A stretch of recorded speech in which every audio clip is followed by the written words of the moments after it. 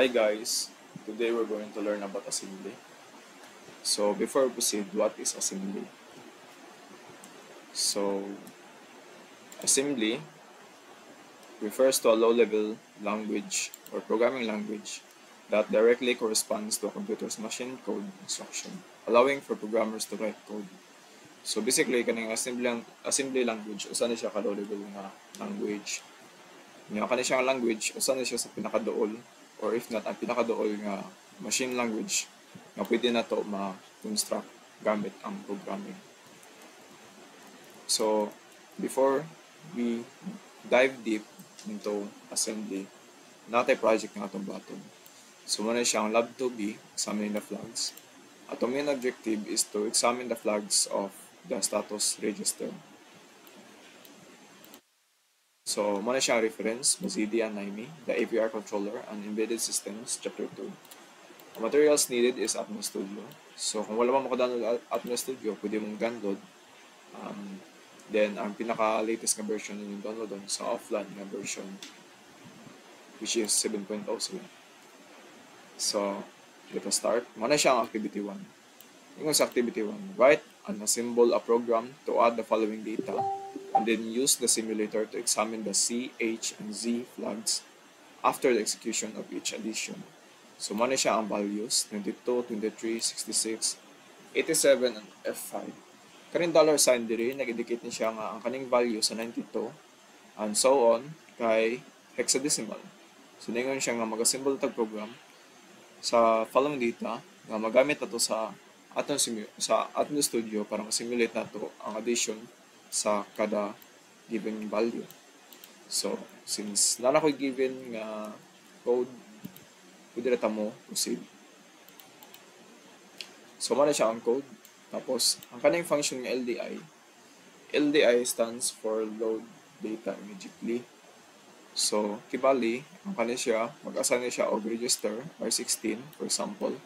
Kunya mag-load siya og value nga dito in hexadecimal form. 0x and dollars both mean hex. Kaya ato na siya yung code. So, since ato na siyang program, dapat mag-register tag value sa kada data. Aron natay magamit na data o ato siya maan. Kaning ADD means addition. So, igura na may add ang duha ka register. Pero, ang structure niya is, kung unsa tay gusto ni motor nga value, mato yung ibutang una diri. Tapos, kung unsa gusto nga value nimo i-add ra ani, mato ibutang diri. Since saan matay value, nag-register naman ta ani niya, proceed na sa addition. Then, kaning nga loop diri, igura na siya mag-indicate nga na-end na ang atong program. So, let us first build a solution. Since sa atong build, successful ta, wala mo siya i-failed or skip, pwede din tamo proceed sa debug. Start debugging and break. Then, makita na to ang processor status. At first, ato siyang i-initiate ang value. So, 92, 4, 16, 23, 66, 87, and F5. Now, proceed na sa value sa add. So, first of all, ato yung i-add si R16 kang R17. So, 0.92, 0x92, i-add na to sa 0.23. Ang result daw is 0B5. So, let us assume nga nakabalo na mo og assembly. So, di na ta kailangan mag-solve. Ato na lang yung pagkita through calculator. So, anhin mo dito sa mode 4. Tapos, mo shift hex mo para sa hexadecimal value. Then, ato yung input ng value nga 92. I-add na sa value nga 23. Kaya ano. So, pag ato siyang equal, makita na itong value nga B5. Now, let us analyze the status register. So, as you can see, naka-status register nga naka-on ang imong sign bit o negative flag.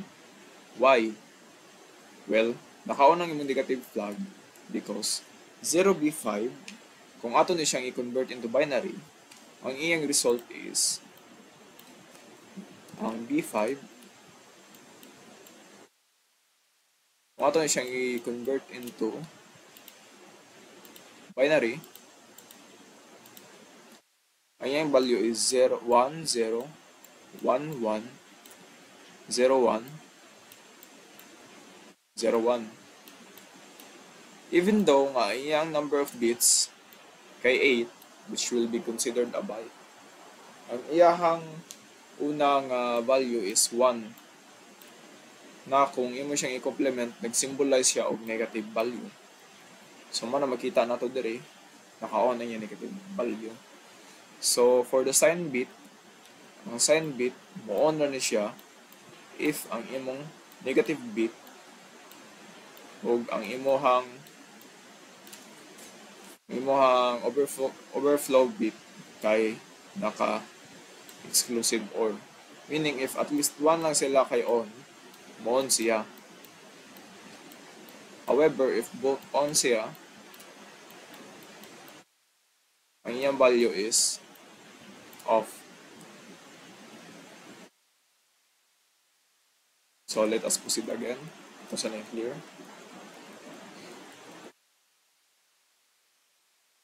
Now, para sa execution sa R18, ato ni siyang i-add. Then, nanakay value diri nga 1B.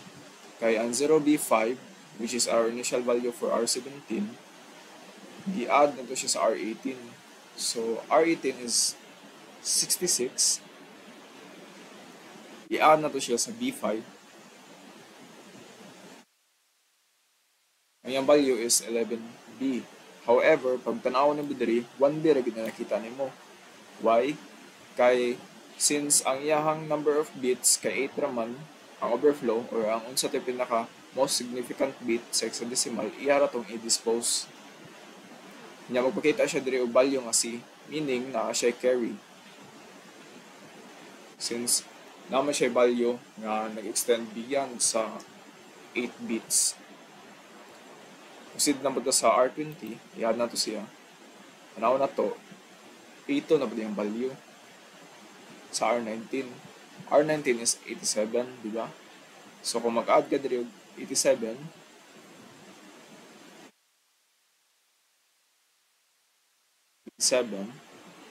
ang iyang value is 182 gid. Pero ang pinaka most significant bit na 1, gid-discard niya. Tapos pag tanaw na to diri, nawala naman ang iyang carry. Ano naman eh? Well, ang katong value nga naka-add na dito, na-discard naman siya. So, nawala na gid ang carry. So, ang nabilin is ang half carry na lang. Tapos, napo kay sign bit o negative bit, which I have explained to you before. Nga, if kung on si sign, meaning off si V or overflow, pero on si negative flag. Negative flag meaning na siya ay 1 nga pinaka most significant bit depending sa iyahang nakuha nga value. So, mag-proceed sa M, makita na to nga ang value sa R20 nibalik sa carry, tapos nawa na ba sa half carry kay na-add naman natin duha ka value, naka-on ba si negative bit at si sign bit. So after proceeding activity 1, we will now proceed to activity 2. So ang gipangayaw niya is to write an assemble of the following program. So ato daw ni siyang i-assemble dito sa Atmel Studio. Then use the simulator to single step and examine the flags and register content after the execution of each instruction. So same sa activity 1, i-analyze nato ang iyang status register ug iyang flags. Except nga sa activity 1, C, H, and 0 pangitaon or atong i-analyze. Sa activity 2 is apilo nato tanan. So first of all, ato nang i-copy. Copy, tapos ato to sa Atmel Studio, sa trial. Then, paste. So, mo na siya itong code. Kaning LDI, load data immediately. Kabalo na ta nga nag-load siya data nga to sa register. Tapos kaning sub, similar po na siya sa addition or sa add, where nga instead nga i-add nimo ang duha ka register, given ang ilang value, imo siyang i-subtract. And similarly sa add, ang subtraction pod kay whatever nga value or number sa register nga magibutan diri mo na siya ang ma-outro or ma-change. Tapos ang R21 dili. So after ma-load nimo ni, ang expected nga value is minus ang 20 sa 21. So 27 minus 15, tapos ang iyong result may ibutang sa register 20. So let us see unsay na-outro silang status flag. So build build solution, tapos walay error, so good na siya. Start debugging and break. So makita ng processor status diri karon nga kasagaran siya mga register wa pag-value.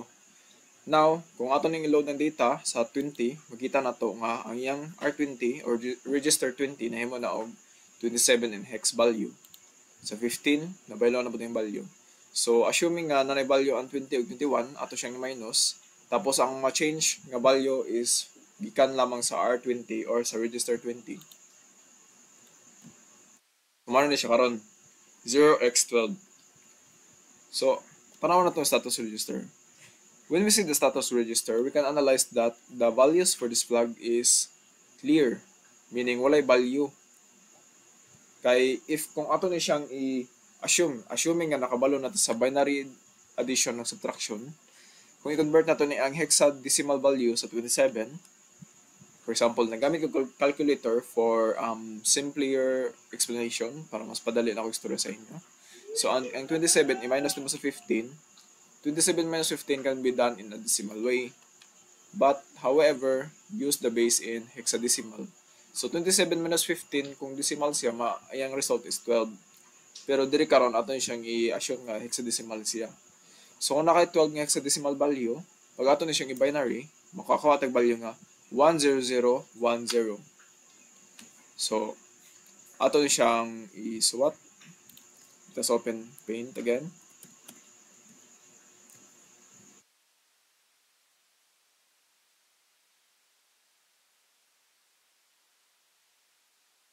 Tapos, kung ato nang isuot ng value nga 10010,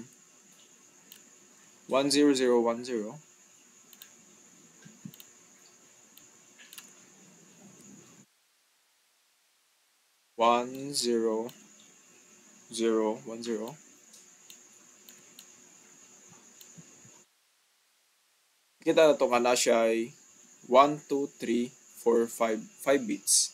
Dugangan itong tulo, 2, 3. Now, ang iyang nahitabo diri is ang imong 8 ka bits, ang pinakauna is ang most significant bit, MSB. Nya pag makita na to ang MSB, ang iyang value is 0. Meaning nga dapat sa iyang status register walay ma-outro since 0 man ang initial value niya. So, ano siya karon. Tapos, pag tanaw na to ang ubang flag sa carry, wala po niya tabong carry since remaining 0 ram gapon ang result. And so forth gapon. So, move on ta. Control 0 na to na para ma-clear. Tapos, proceed ta sa ikaduhang equation. Ang R20 na po, gamitan na to siyang register since maway given sa katawang activity. Pero personally, I think much better kung makita na to tanan values sa different registers. But for now, ato lang gamitan ang R20 outro. So R20, when we see that R20 is loaded immediately for another value, ang iyang previous value nga 12 overwrite og value nga 20 in hexadecimal form. So makita na to karon ang R20 is 20. Tapos ni lockdown siya sa R21 since same man yung value. So no need to change na. So subtracting both equation, nakita na to nga ang na-outro gyapon is ang R20 og nahimo siya og 0B. So na siya half carry. What does this mean?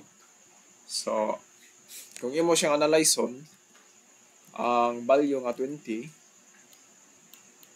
o 15, kung imo na siyang i-convert into binary, hexadecimal man kibali ni siya. So 20 and binary, so hexadecimal 20, pag ato siya i-convert sa binary, na siya value nga 1 tapos followed by 5 ka 0. 1, 2, 3, 4, 5. Then nanapod kay 0, 3, tulo. Since 8 man bits ang kailanganon. Tapos similarly adto ka sa 15 value, i-convert naman siya into binary. Napo kay value nga 10101. 10101. 10101. 0, 1. Then followed by zeros. So, again, apologies for my penmanship. I still need to improve myself so that I could do better when it comes to writing. So, H stands for half carry.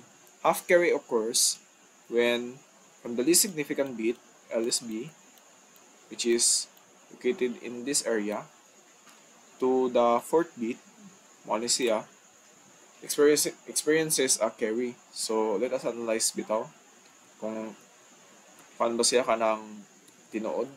So, atong buhat is subtract na siya. So, na-carry siya na siya 1, 0. So, this becomes 1. 0, na siya og 0, 1. Since nag-carry mo ta outro. Tapos, ang kani, nag-carry na po ta outro. Na na po siya 0, 1. Ang kani, 0, 1. Ang kani, 0, 1. And then, ang kani is 0. So, 1, 0 minus 1, 1. 0, 1. So, 1 na po na value. 0, 1. So, 0. Tapos, 0, 1. 1. 0, 1 minus 1, 0. Tapos, 0 na dayon. So, ihapon na to ang bits. Aha siya nag-record ang carry. So, muna siya na 4th bit. So, makita na to nga pag-abot dito sa 4th bit, ni carry siya og 1 para makaproceed sa next nga subtraction. So, 1, 0, 1, 1. I-hex na to. Ang yung result is B gid siya. If kung imo na siyang gamit ang calculator, ang value niya is 0, B. Or just in short, B ra gid siya. This means nga kung imo siyang tanawon diri na ay nahitabo nga carry sa iyang 4th bit, signifying nga na siya value sa half. So mana ni on yung H. So again, ato na po ning i-erase. Pwede na po natin siya i-ignore o maghimo taglaing space diri. So okay. So proceed ka sa katulong nga program or sa code. So giload na tang register sa 24 o 95. Tapos since manalize nimo kanong 5F mo nakabutan diri. Kay if kung wala mo dollar sign or wala 0x nga initial nga sign diri sa 95, ang value sa 95 mismo mahimo siya og decimal form, dili hexadecimal. Since sa register kay hexadecimal man, so kung imong i-convert ang 95 nga decimal into hexadecimal, ang iyang value is 0x5f or 5f in short. So, same po sa 25, baton siyang i-load yung value nga 95 sa decimal form. So, tanaw na mo, pareha siya duha. So, atong i-identify ang result pag imo siyang i-subtract. Boom. So, nahimo siyang 0. Diba sa R4, nahimo siyang 0. So, tanaw na po na to ang iyong status register. Since na 0 man yung equation, na siya 0 nga bit dire nga nagka-signify nga wala siya value. So, proceed ka sa R20 dito.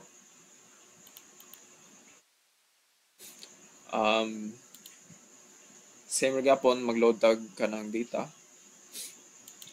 O mag-subtract ta. O na siya value nga easy.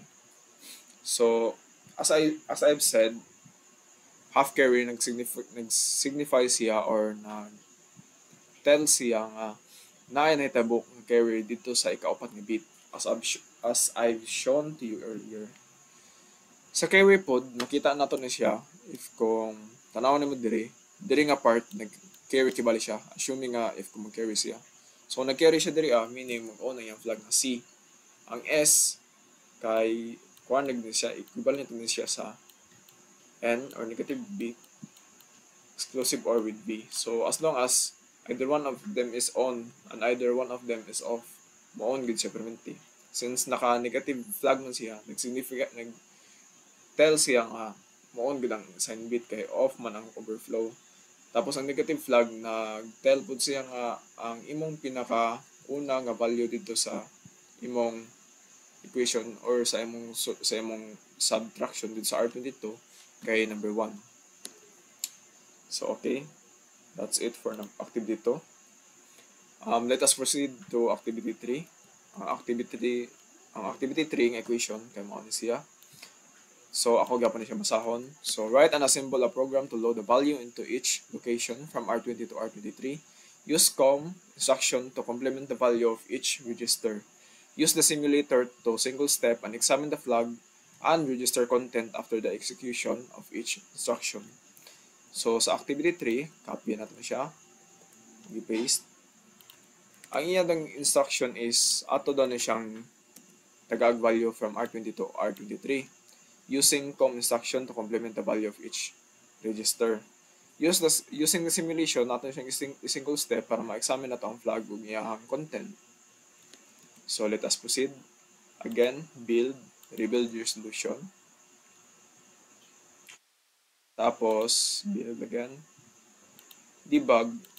Then, makita na to yung processor status.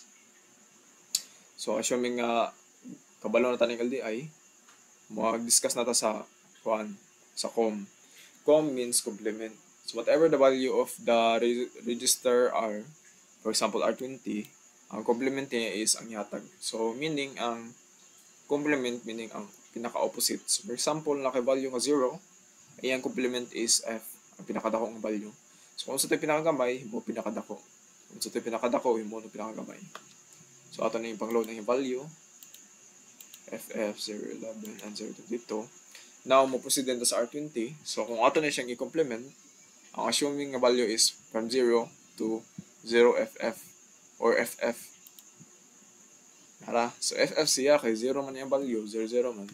So, tanaw na to yung status register.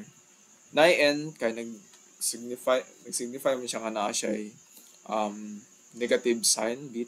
Tapos na-S tungkol sa N, nga off ang V. Tapos na siya carry. Gano'n naman siya carry. Kung ato ni siyang i-examine na carry, nag-tell po ni siya na sa imong pinaka least significant nga bit na change siya. So, tanawan na to ha. So, kung mayroon ka og value sa 0, ang 0 is just 8 ka 0, 3, 4, 5, 6, 7, 8. Pag mo siya i-complement, may siya 1, 1. Assuming 1 na siya direct puros, tapos na suwat.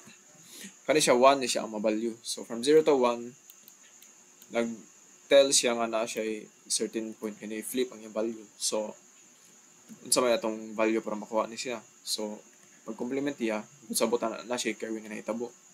Kay from 0 na himo mo siya 1, 1, 1. So, ang pinaka-least significant bit niya kay na-change man from 0 to 1, sabutan na siya nga na siya carry. So, mo na siya anti-mailhan if kung mag-complement ka. Similar siya sa katong subtraction o addition, pero sa complement, na siya ay kaugalingon niyang pamahagi sa pagpakita. So, ang imong least significant bit ang tarawon sa carry ani if kung mag-complement ka. So, since ang 0 na himo mo siya 1, sabutan na naka-on yung complement flag. So, again, proceed sa next line. Sa R21, ang R21 is 0FF, opposite siya sa R20. Karon na himo na sa 0. Naka-on gyapon iyang carry flag tungod kay ikan man siya sa 111, assuming nga nakabalo na ta nga ang least significant bit kay 1, 6, 7. Pag imo siya i-complement, nahimog 0 ang least significant bit, meaning na ay change, na ay complement. So, na ay carry nga nahitabo. Kaya kung imo siya analyze yung dugmayo, tanawa ang 1. Ada naman siya 1, mahimo gini siya og 0. So, if kung ma-0 ang value ani, nagbutsabotan ni nag-add ni siya 1 diri So, ang may tabo ani is mag-carry gini siya 1 para ma-change. So, ato lang siyang gi-simplify nga ang iyahang least significant bit ang atong gitan-aw.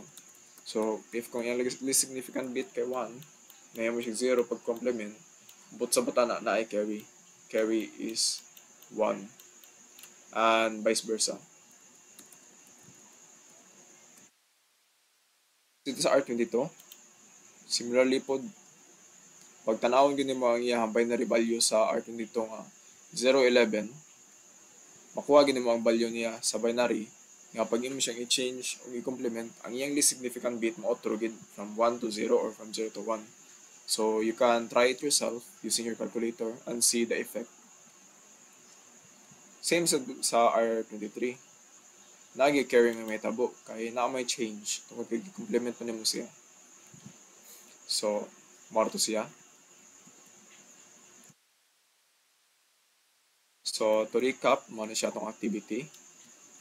Kita na to nga in every um usage of LDI, subtraction and addition, makita na to, or including the com, makita na to nga naagi effect ang status register. So, pag tanawin mo, kung gusto ka mag-analyze o numbers gamit ang assembly, pwede ra ka matanaw diretso sa status register aron ma-identify nimo kung unsay changes sa iyang result. So, if you're using this to analyze your data or something, status register is very helpful, I think. In my opinion, I think it is very helpful. So, thank you for watching. I hope naka-learn mo. And I hope nga sa akong penmanship ug sa akong teachings, even though nga dili siya yung nga nakamayo, I hope nga namoy na-learn or namoy nakuha ani nga topic. So, if you have any questions, pwede mo comment sa akong video kung naba ni sa YouTube, or pwede mo PM sa ako. So, thank you and God bless.